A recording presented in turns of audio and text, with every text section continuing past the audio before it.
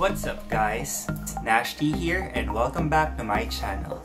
So today we're going to do another unboxing and hands-on review of a smartphone. This time around, ang reviewin natin ay this one.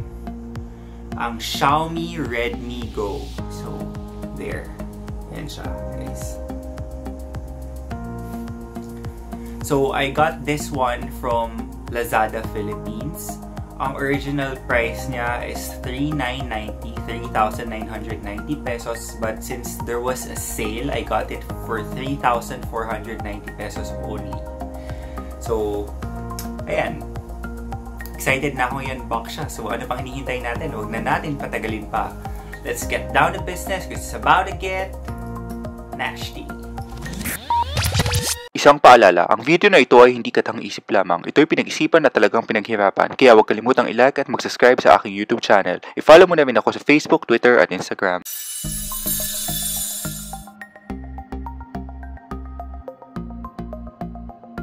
So I'm sure guys, excited na kayo sa review na ito. Ako rin kasi hindi ko pa nabubuksan tong box na to ngayon pa lang. So ang tinanggal ko pa lang kanina is yung plastic niya.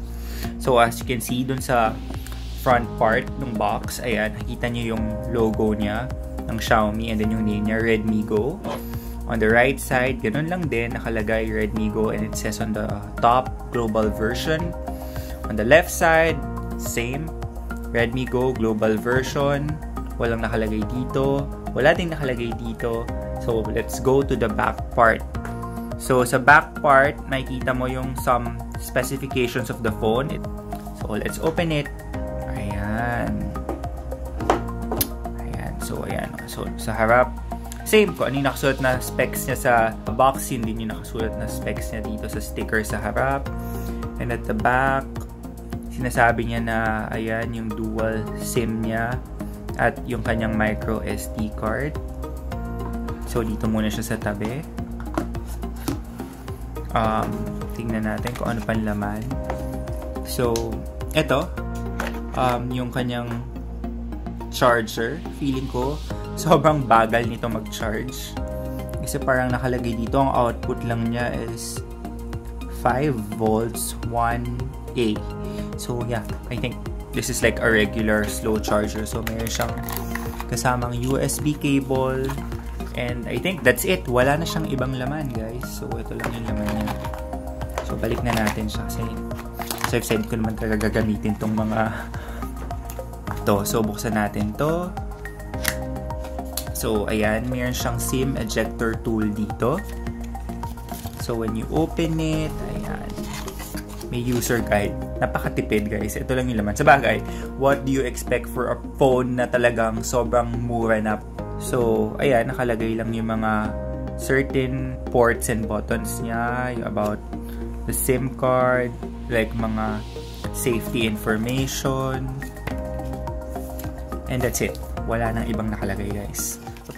So before we go through the hands-on review, let's just do a quick rundown of the technical specifications of the Xiaomi Redmi Go.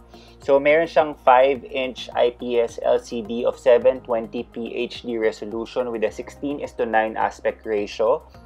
It runs on Android 8.1 Oreo Go edition with a Qualcomm Snapdragon 425 processor. It has 1GB of RAM and 8GB of expandable storage. It has an 8-megapixel primary camera and a 5-megapixel front-facing shooter. When it comes to connectivity, it covers all the essentials including LTE. Interestingly, it has an FM radio.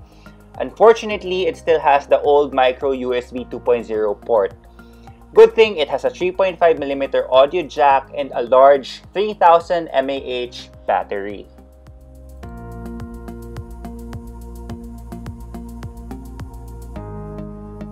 So balik tayo dito sa phone. Tanggalin natin ang kanyang sticker sa harap.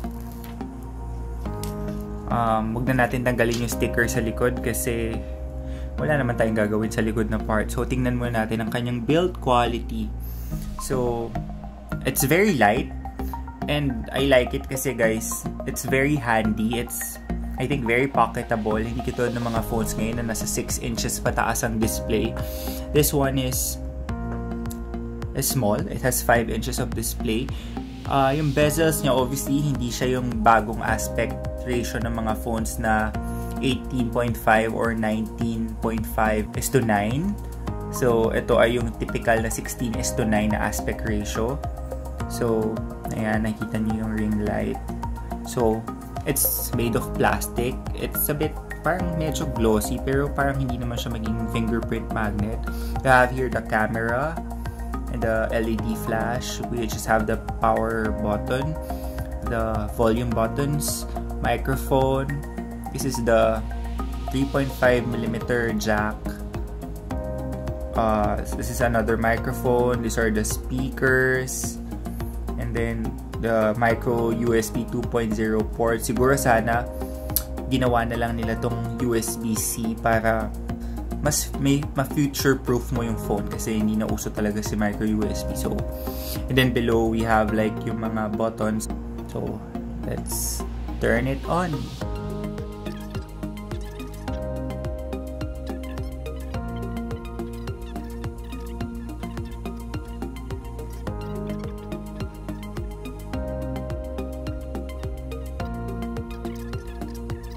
Punta naman tayo sa display niya.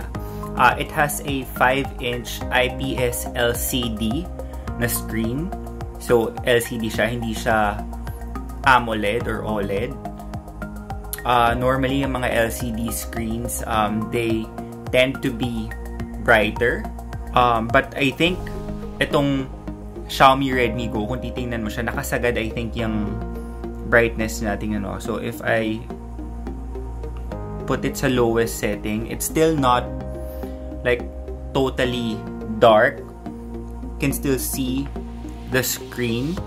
For the purpose of this review, isagad natin sa pinaka maliwanag para mas makita nyo yung display.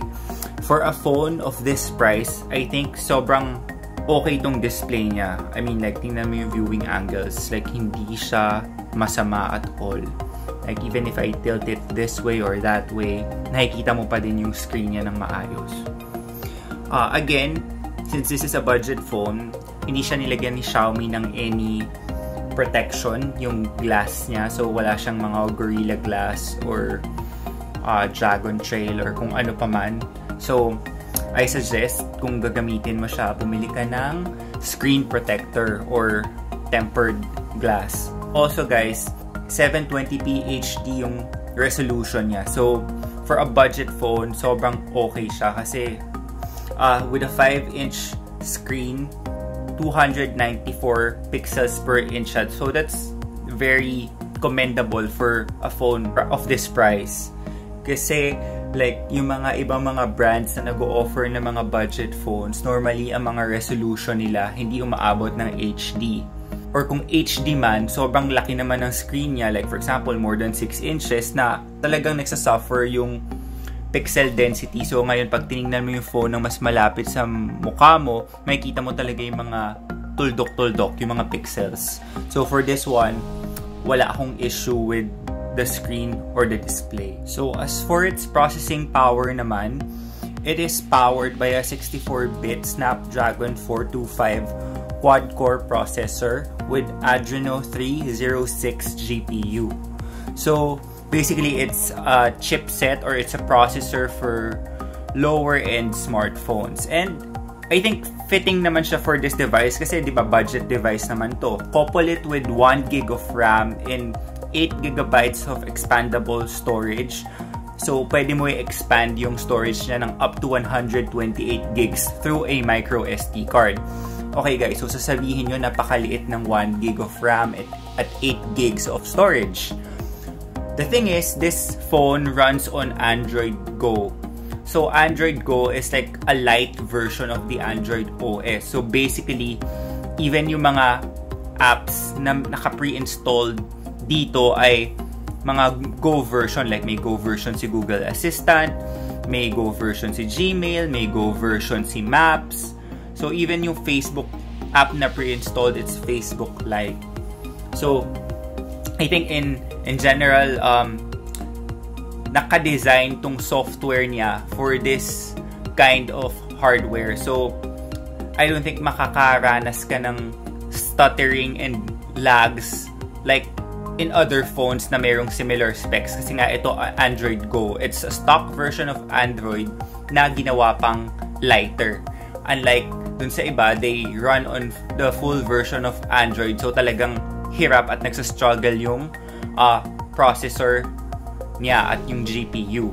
Tingnan natin tong software niya. Basically, software, it's Android Go na Android 8.1 Oreo. If you look at the settings here, so about phone, you will see here, so it's Android 8.1.0, that's Android Oreo.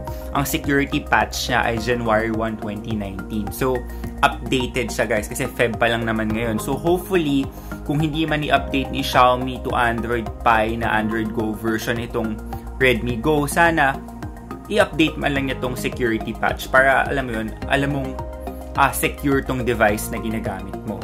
So, let's try yung ilan sa mga apps niya. So, mamaya na yung camera. So, try muna natin siguro yung clock. So, ayan. Kita nyo naman yung clock niya.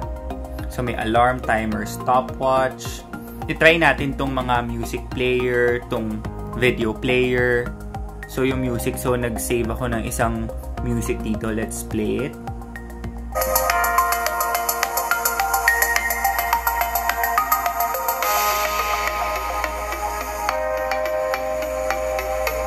So, hi. So, narinig nyo na. I don't think it's bad at all. I mean, for a device this affordable, sobrang hindi ko ina-expect na ganun ka-loud. While it's not very crisp, I think very acceptable naman yung quality nung sound na nilalabas nung loudspeaker below. So, how about videos? Let's see. Yan. So, meron tayong isang video na dinownload ko lang din. Let's play it. Benji, who's your best friend? Who's your best friend? Who's your best friend? Who's your best friend? So, I think in terms of playback, wala naman tayo ding issue. Narinig nyo naman at nakita nyo naman yung video. So, ang battery niya, it's 3,000 mAh. So, it's non-removable, but I think for a phone this small, 5 inches lang yung display niya, napakalaki ng 3,000 mAh. So, I think malayo yung mararating nito. So, I'm sure lalagpas to ng 1 day. The battery life, it's also dual SIM at hindi siya hybrid dual SIM, guys. Kasi, you just have to poke this one. So, lalabas dyan yung tray niya for the SIM card. And then, the other one is the tray for the micro SD card. So, here guys, I'm sharing with you yung interface ng Xiaomi Redmi Go. So, we have here different photos of the home screen, of the notifications panel plus quick toggles, the app directory, the settings menu, the camera interface. Then, we also have like the messages, followed by the phone dialer, and then we have the cleaner app. So these are just some of the applications. Okay guys, so i-try naman natin yung kanyang capabilities when it comes to connecting to the internet. So ang browser niya na default is tong Mint browser, pero may Chrome din naman siya here. Pero let's try na tong Mint browser. Tingnan natin. Ayan. So ito, Wikipedia siya yung nilo-load natin. So, ayan. I think, in general naman, very responsive siya. So, it's not like the most fluid screen that I've seen, especially when compared to flagship devices. Pero for a phone of its price, sobrang okay siya. So, ayan. Let's try naman yung Google Play Store. Ayan. Basically, it's similar to how the Google Play Store would load in other phones. It's just that, again, for a phone with limited RAM and storage, syempre, I wouldn't suggest that you install yung mga heavy applications kasi hindi designed yung phone na to for that. And then, let's try something else like itong Maps Go. Okay, so I think nag-open siya sa Chrome. So ayan, so you can like zoom it in, like, you can try getting directions. So okay, so hindi ko na ibibigay yung location ko. Mahirap na, pero at least you see how it works. So, and then of course the camera. So ayan, so meron kang options for photo, video, square, perfect for Instagram. In fairness guys, may manual mode siya. Wow, may mga filters din siya guys. You can turn on and off the flash. There's the timer, and then there's settings. So ayan, nakita niyo iba't ibang mga settings. Tingnan natin si front facing camera. So ayan, kitang-kita ko So I have here some sample photos, daylight, low light, selfie. Baka sabihin nyo, may green tinting. Ang reason nito is yung roof kasi namin parang may pagka-green shade siya.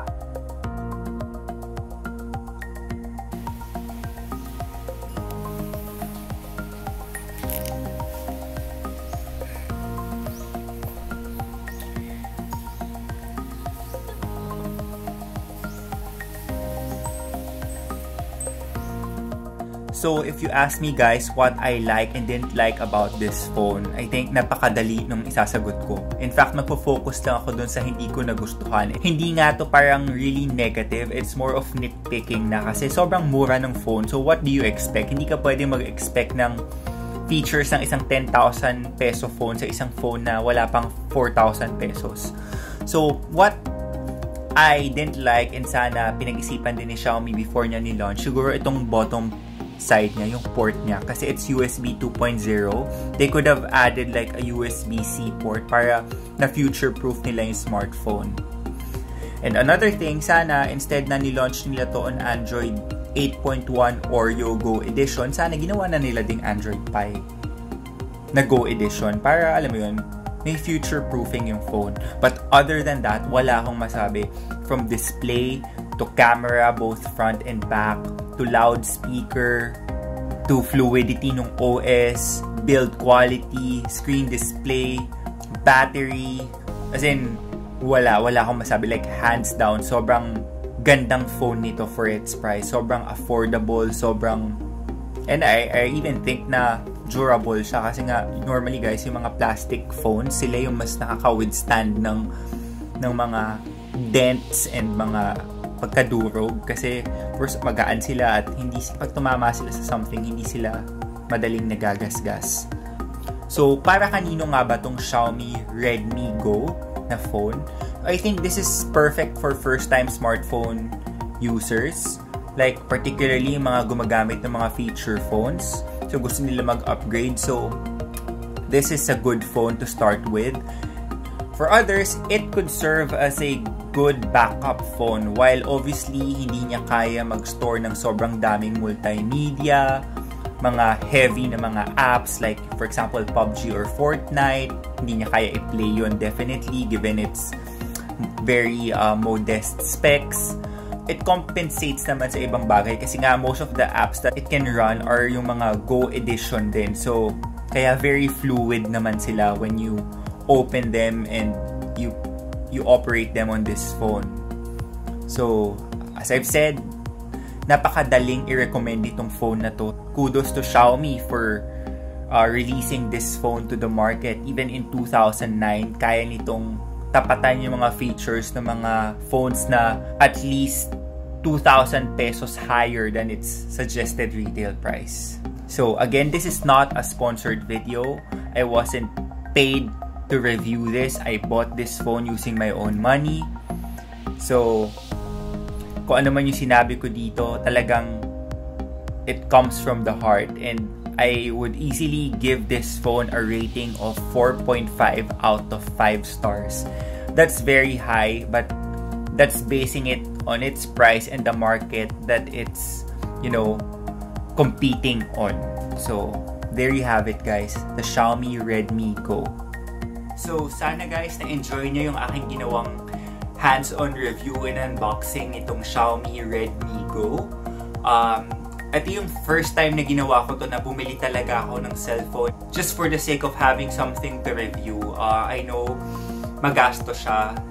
Well, for now kasi since hindi pa naman ganun kamahal tong phone na to, kaya pa. Pero siguro when things get more expensive, tingnan natin guys. Pero sana kayanin ko, lalo na bago lang yung channel ko. I don't earn anything from my channel. So talagang makakatulong sa akin yung support nyo at kung magsasubscribe kayo sa channel ko. Kung gusto nyo tanongin sa akin kung anong gagawin ko dito sa device na to after this review, I don't know, probably pwede ko siya itago like as a backup phone or pwede ko din siya sigurong ibenta kasi, diba, aanin ko nga naman yung another phone and then I could sell it for a cheaper amount. Take note, the phone is almost brand new kasi binuksan ko lang siya just for unboxing and for this hands-on review. Other than that, hindi ko naman na siya ginamit pa. So, there, sana nag-enjoy kayo at madami kayong natutunan sa review na ito. So, thank you so much for tuning in. If you enjoyed watching this video, don't forget to give it a thumbs up. If you're new to my channel, please consider subscribing. Only here on the channel where Nashti is nice. I'm Nashti. Till then.